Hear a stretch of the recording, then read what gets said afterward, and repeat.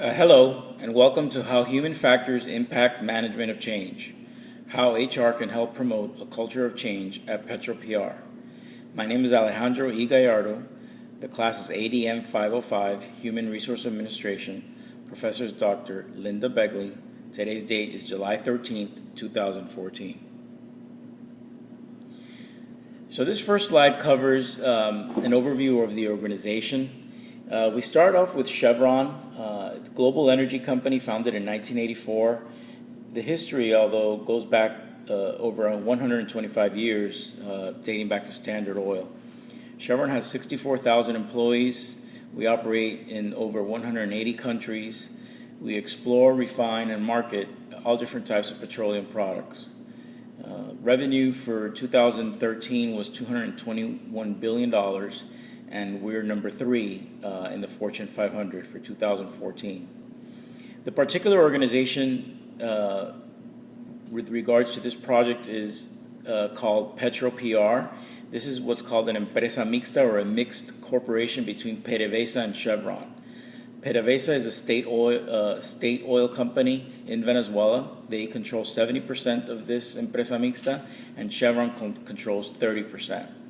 We're located in eastern Venezuela, and the organization processes 240,000 barrels per day of heavy crude oil, similar to a refinery, and the process basically upgrades the quality of the crude oil, and it allows for shipping via pipeline or barge to the customers. The facility is considered a NOJV, which means a non-operated joint venture for Chevron. So our role here is to protect our investment interests by using the influence model. We have very few positions in the empresa mixta, and none of them include human resources. So this slide is an overview of management of change. Basically, it's a systematic approach to transition an organization to a desired state. So if you look at the visual here, the first process in the management of change is, there's a compelling reason to change, and we define what that change is going to be. The next one is determining the readiness for change, and that has everything to do with cultural differences, gathering data, and assessing the magnitude of change. And with that information, we develop a plan and we deploy actions. Okay. So a little bit of what is the problem we're trying to solve here. So in the research, 70% of MOC processes fail because of lack of commitment from change agents. And change agents are those people that are that are responsible for managing change. So in my view, and the research that we found, management of change processes are generally developed with a very sharp focus on what are the technical aspects of change, right? People are very good about developing a new process flow and what the changes will be and what the risks are. But sometimes the soft parts of that change, what I call the human factors, are not addressed as appropriately as the technical aspects. So at PetroPR, going back to a little bit about the organization, it has been very highly politicized. It's a state-run oil company. There's a lot of anti-American sentiment in Venezuela, and with that, they have shed a significant amount of experienced workers who had a very strong culture of change. So the organization needs to rebuild that strong culture. So what can PetroPR, human resources, and business leaders do to improve this or rebuild that culture? So before we get into that, this is a very good way of illustrating the problem, and this is what's called the change management iceberg. So we all know what an iceberg is, and basically we can really only see the tip of the iceberg when you're on the water, for example. So what's on that tip of the iceberg, and if you see the percentages on the right, only 10% of the iceberg is what we can see, and that's what we call the quality of change, the cost of change, the time it takes for the change, and that's what I was calling the hard aspects of change, right? All that technical stuff. But in the bottom, That 90% is where you see all those elements that come in, all the emotions, the perceptions, the power struggles that come with change, right? So that could be your most dangerous part, the part that you don't see. So a little bit about the purpose here. We're going to examine how leaders can promote a culture of change. And we're going to look at three elements. We're going to look at the politics of change, the emotions of change, and the communication involved with change.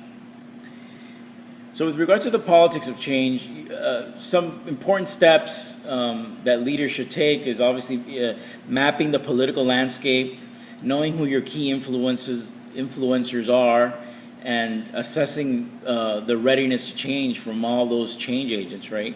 And the traffic light meter, what they call here the passion meter, is a good indicator of how you can classify some of those change agents.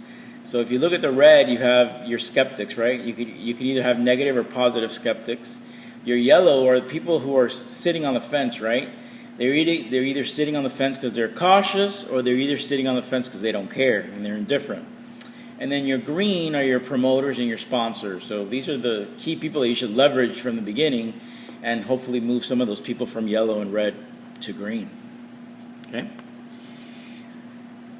The next element we looked at in the research was the emotions of change. And the easiest way to show this is showing the traditional change curve, right? And you have, if you look at the beginning of the curve, you have denial, right? So this is where people want to avoid the topic, they're uncomfortable, the energy and resistance is very high.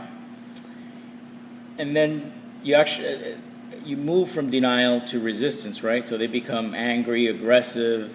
Some people may just accept it because, okay, that's what we have to do.